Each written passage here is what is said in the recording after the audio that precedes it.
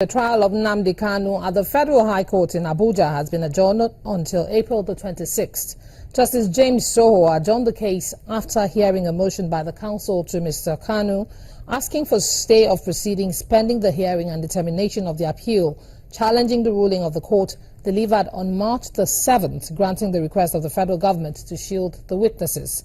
At the last sitting on March the 9th, Justice John Soho fixed today's date after the prosecuting counsel, Mr. Mohammed Diri, indicated interest to oppose the motion.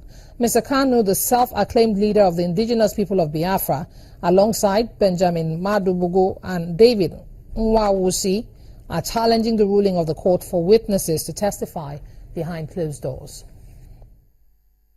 The disposition of the judge is very obvious to the whole world.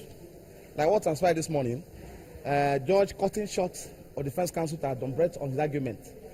The right of adumbration is a right under our procedural law, governed by the rules of the court.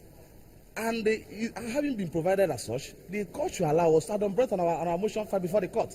So the disposition of the court, no matter what to impose on his exit of the court, is very obvious to the whole world. And this is part of the reason why we are asking the Court of Appeal to direct the CJ to reassign the matter to another court. It's part of our grounds of appeal that the court is biased. It's obvious. It's just an application which they file to stop the proceeding in this matter.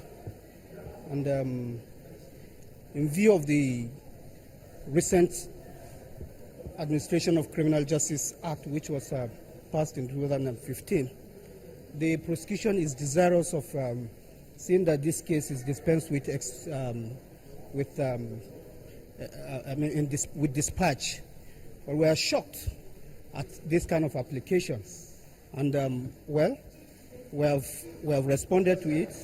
But what is more shocking is the idea of alleging bias on every kind of judge, every judge that appears to preside over this matter.